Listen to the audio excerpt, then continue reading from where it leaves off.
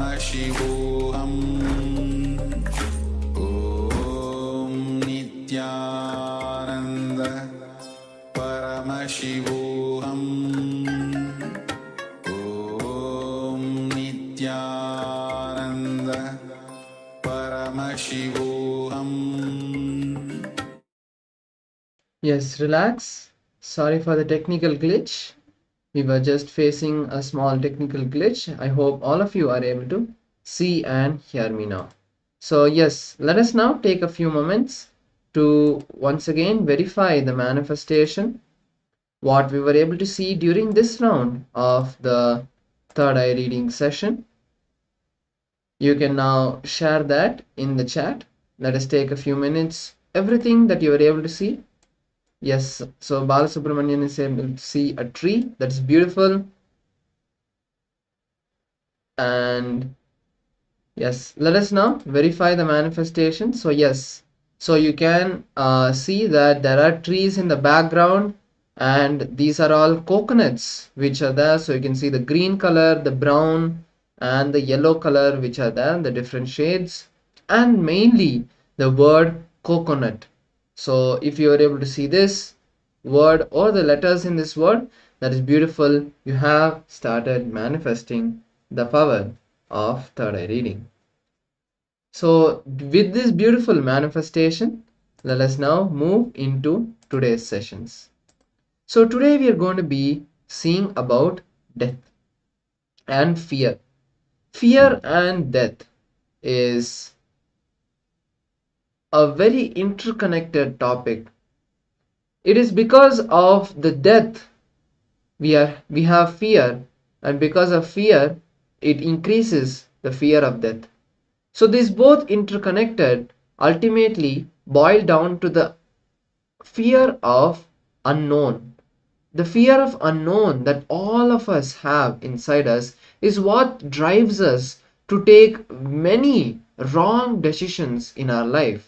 Just because of that fear of the unknown, we take the wrong decisions and end up in the wrong situations. So now let us learn and complete with this fear, starting with understanding what is death. So first we are going to be listening to a very powerful Satsang Akashic readings. So just before we enter this, let me give you a small introduction about what is the Akashic records.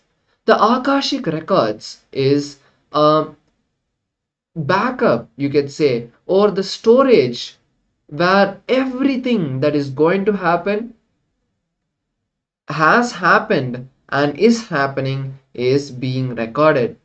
Everything is recorded in this book called the Akashic Records, and Swamiji connects with Kala Bhairava, the Lord of Time himself. And in that Bhava Samadhi darshan of Kala Bhairava revealed multiple powerful cognitions about birth, death, and life. So today, this first session, I'm going to be playing the Akashic record on death, where the supreme point of Hinduism reveals this ultimate science of Akashic records. Swamiji says that the Akashic records cannot be explained, it cannot be changed. Whatever is in the Akashic records, whatever is revealed as the Akashic records, is the final. So let us all now be in the space of listening as we hear the supreme point of Hinduism, as we authentically listen to the supreme point of Hinduism share these ultimate truths about death.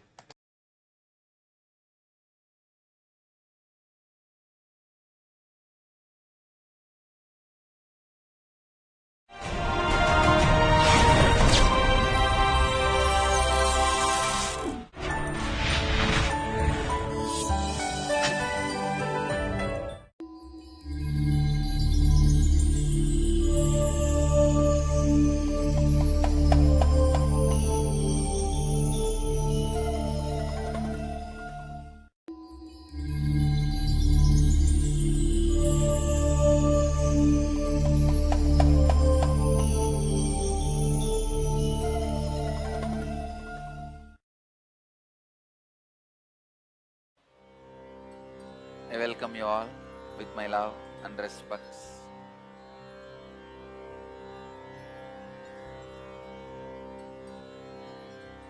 Today, Kal Bhairava will do the Akashic readings on the subject death.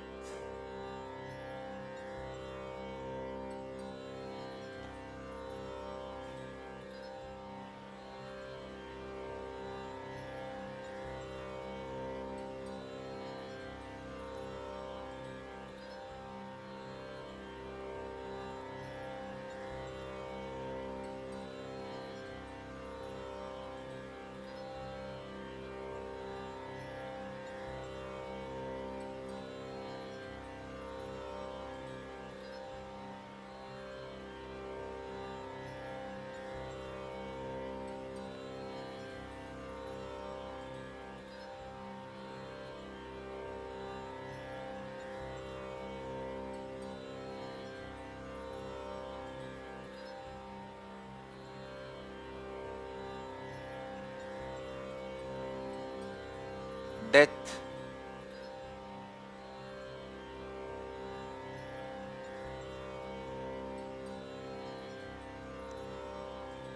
is liberation and celebration. It is a natural conscious digestion process, gift given to every individual soul tormented by the ignorance that they are separated from the whole, constantly reminding them anything which separates them, including the concepts, is impermanent. Anything which makes them feel as departed part of the whole is impermanent. To make every individual soul understand that the concept of your individuality is imagination and impermanent, death is given as a natural boon to the whole universe.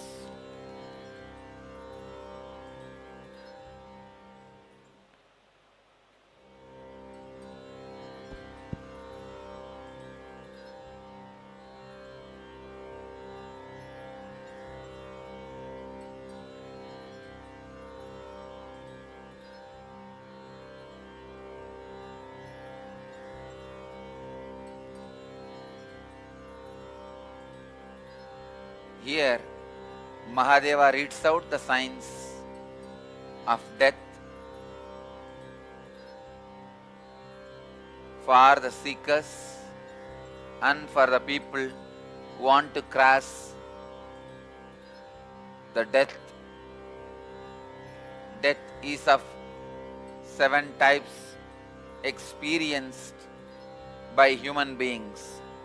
First, the man who feels he is nothing more than a body. He experiences oblivion as death. He feels end of his identity is death. End of his individual existence is death, which is obviously false. Illusion, delusion, which brings tremendous suffering, and the suffering constantly tortures him and does not let him live even while he is having the body. Next, the person who is completely centered on desires. He has a greed and cannot understand the possibility for a breakthrough. So he continuously extends his greed even after he leaves the body. All the concepts exist in all half-baked philosophies and religious concepts, the concepts of heaven an extended life where the desires are fulfilled, where the continuum of the desires exist, is extended delusion of desire-based individual identity setup. This is neither completely false nor permanent existence, based on the ability to project their desires into the existential space. They create their own heaven. As long as they are disillusioned, they continue to project their heaven and live. When they are disillusioned by their own projection, then they get back to their original source and decide the next course of their action based on the imaginations and delusions they retained after the disillusionment. Every disillusionment boils down the extended imaginations to the root delusion. If the root delusions themselves are boiled, burnt away, the imagination completely goes away. You are liberated from the imagination. If the root delusions are not burnt or boiled, you project your root delusions into different levels of imagination. Usually, the desire imagination expansion, when it is disillusioned, boils down to the root imagination. It projects again itself in the next root of guilt. The expansion, the imaginary projection of the guilt is only considered as the lower levels of hell. Again, neither the hell is completely truth, nor the heaven is a completely truth. And same way, neither of them is complete false, nor of them is complete reality. Please understand this great truth Mahadeva repeats for every one of you to grasp insight. The reality you are facing now, what you call as Bhuloga, the very less intense projection of your delusion is Bhuloga, and little higher projection of your extended greed is Swargaloga, the heaven, and guilt is little higher projection of your deluded, disturbed mental setup, patterns of root greed in different direction.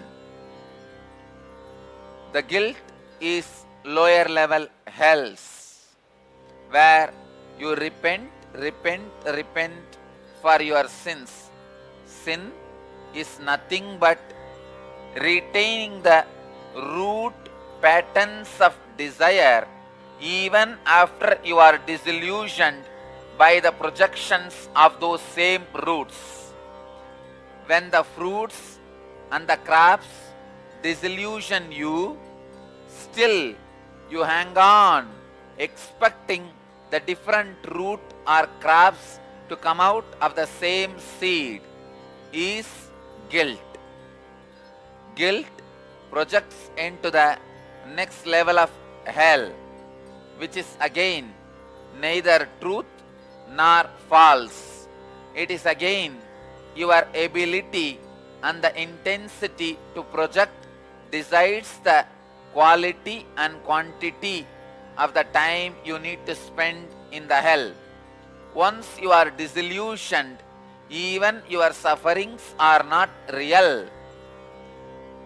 You enter into the root pattern which goes to the deeper root than the ordinary experience of hell.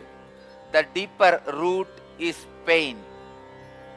The ultimate hells you experience In this space, again, your death decides the quality and the quantity of the sufferings you are continuously going to experience. Understand? Every levels of death teaches you the great lessons if you are ready to hear.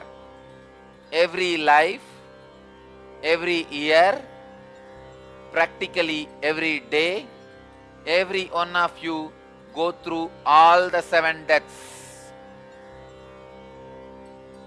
The 4th death, death from the pain. Even the pain is also a projected delusion from the root pattern. It does not exist and it cannot coexist with the existence of the cosmic soul, as the cosmic soul's presence is felt every day by your individual soul in the deep sleep and the restful awareness. The pain pattern also faces the death. When the pain patterns faces the death, the experience the individual soul goes through is depression. Depression is not even the existence of pain.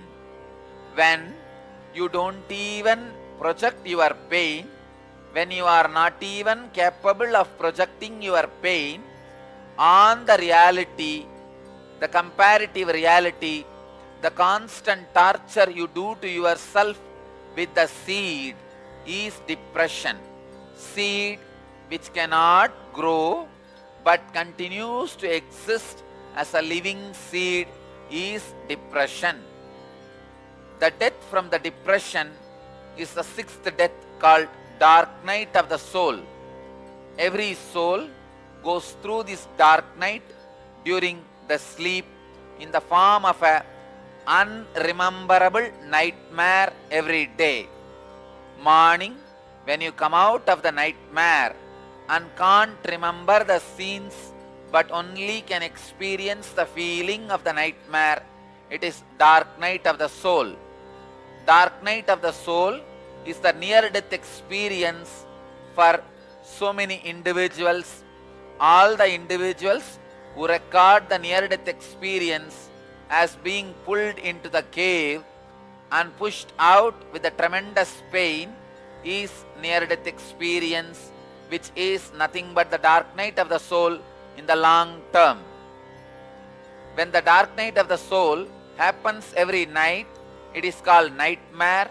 When the nightmare happens once in a life, it is called near-death experience. Understand the great truths of the death. Even by listening to these great truths again and again and again, you are liberated from these great truths. These great truths should be heard by the children before they are spoiled and wronged by the human society with immature ideas. These words should be repeated as mantras. So whenever you repeat a word again and again and again, not only the linguistic understanding happens, this forms the phonetic basis of your very thinking. When the great truths forms a phonetic basis for your thinking, it is called living enlightenment. So the 7th death, the 7th form of the death, which is beyond the dark night of the soul, happens as nibbana, nirvana, extinction of the individual deluded identity.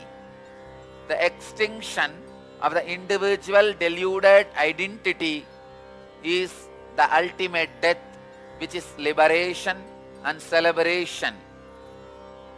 What you feel as your identity is your identity centered on the body, then oblivion is the obvious truth about your death. If your individual identity is centered on desire, guilt, pain, resurrection is the obvious truth about your death. If your individual identity is capable of going through the depression and dark night of the soul, reincarnation is the truth about your death. If your individual identity is prepared while in the body itself to go through even the depression and the dark night of the soul, unable to exist without the help of the body and mind, enlightenment, liberation and celebration is the truth of your death. So the death has a 4 different meanings to the 4 different levels of people. If you remember yourself constantly as the body, oblivion is the reality for you. If you remember yourself as the extended desire, inexhaustible guilt, unbearable pain, resurrection will be your expected truth about death. If you are able to enter into the depression and the dark night of the soul, reincarnation is the possibility of your soul about death.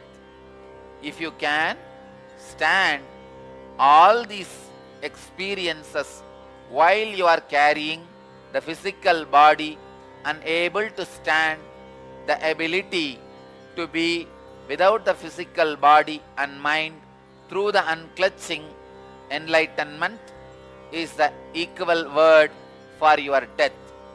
Enlightenment, when it enters into your system in the form of death, it is liberation and celebration.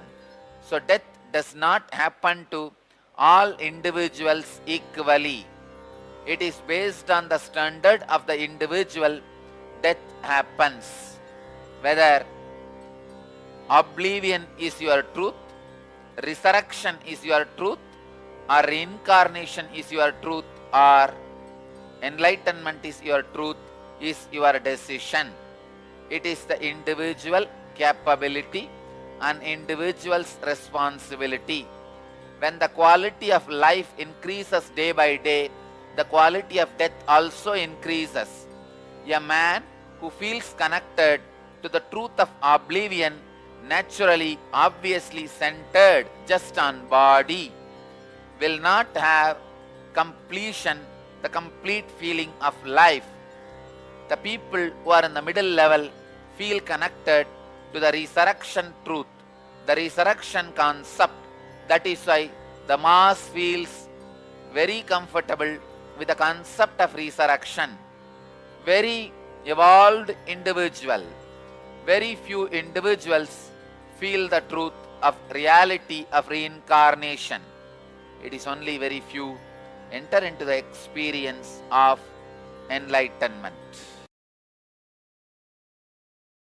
Enter a small exercise to see how much we have understood from this, and write down all the powerful cognitions, because this is a very powerful satsang, powerful Akashic revelation, where Kalabhairava himself has revealed these ultimate truths. So let us now take a few minutes to write down everything we have understood from this session. If you have any questions or want more clarity on any topic that Swamiji spoke about, you can ask that in the chat and I'll try to answer it at my best from whatever Swamiji has taught us. So let us now take a few minutes to write down whatever we have understood from this session.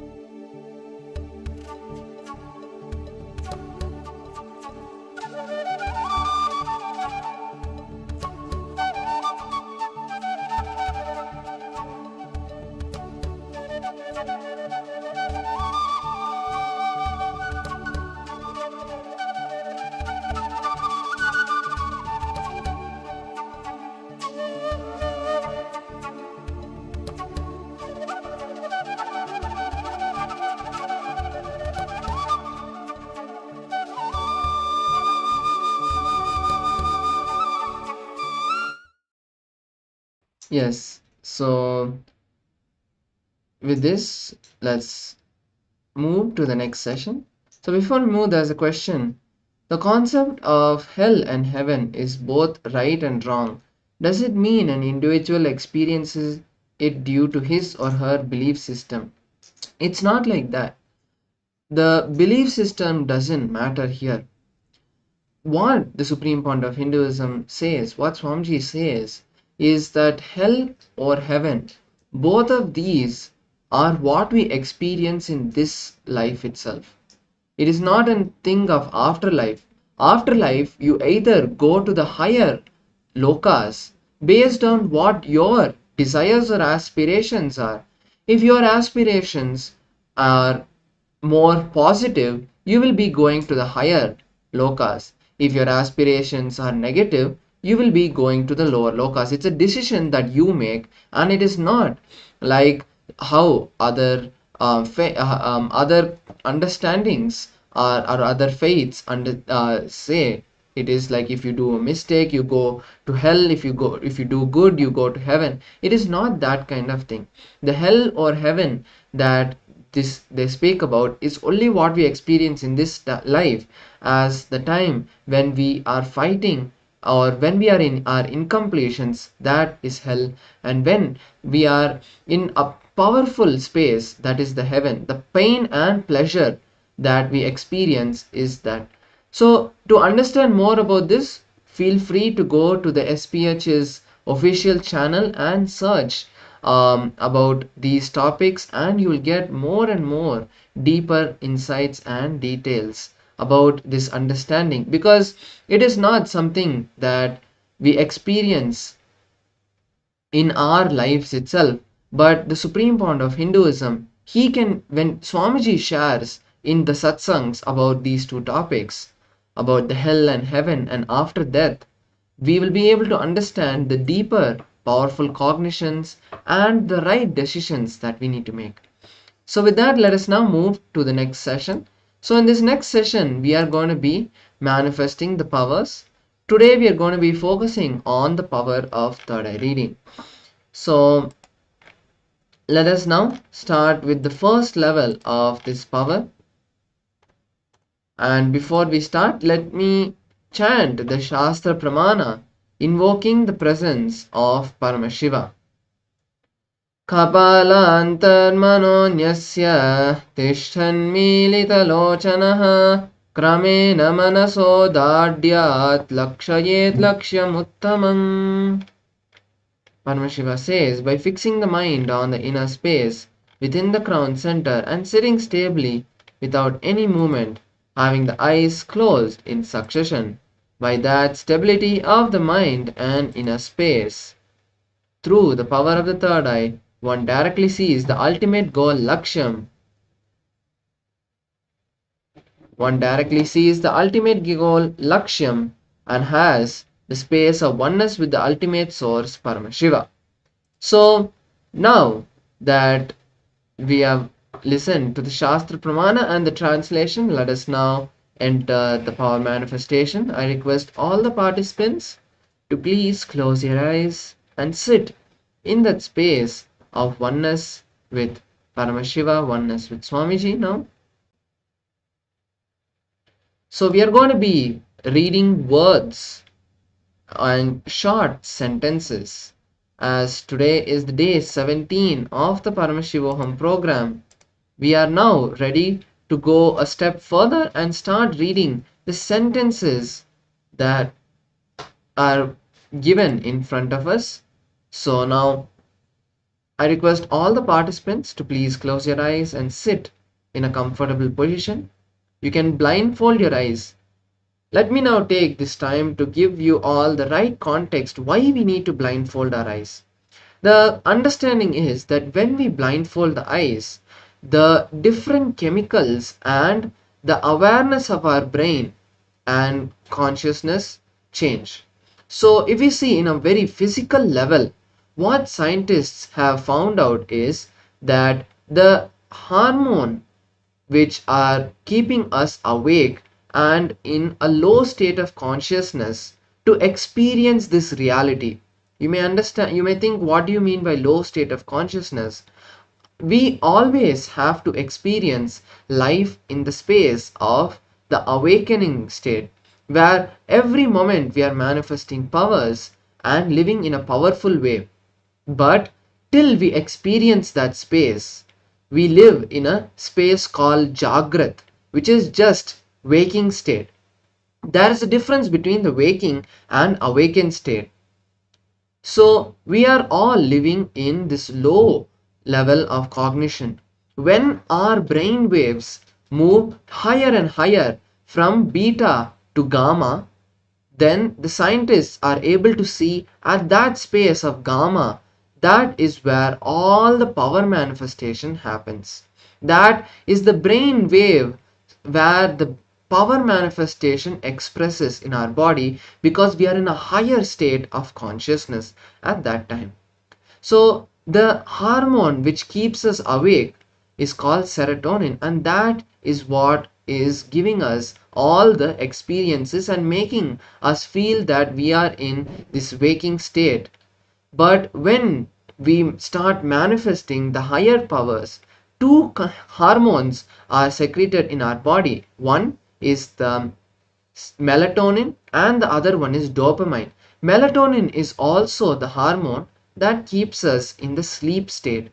But when we manifest powers and go to the higher states of consciousness, when the brain wavelength of the brain activity goes higher and higher, like to gamma, then the melatonin gets an upgrade and you will start having the higher state of conscious experiences that we all experience, like during the darshans.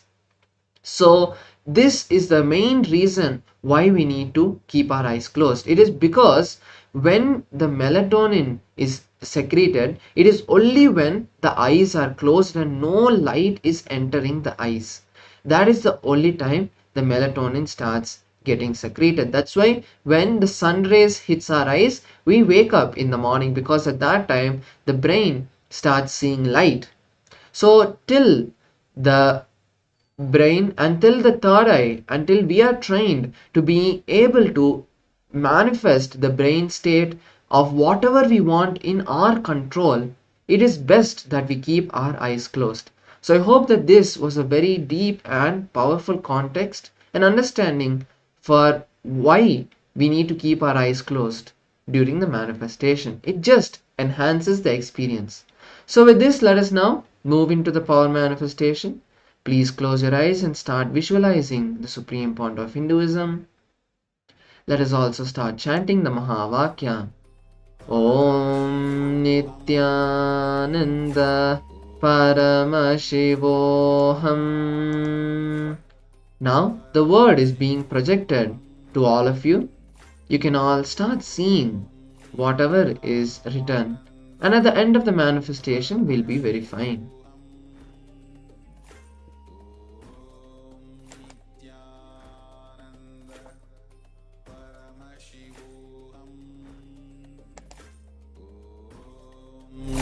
Nityananda Paramashivoham. Om Nityananda Paramashivoham. Om Nityananda Paramashivoham. Om Nityananda Paramashivoham. Om Nityananda Paramashivoham. Om Nityananda Paramashivoham. Om Nityananda Paramashivoham. Om Nityananda Paramashivoham.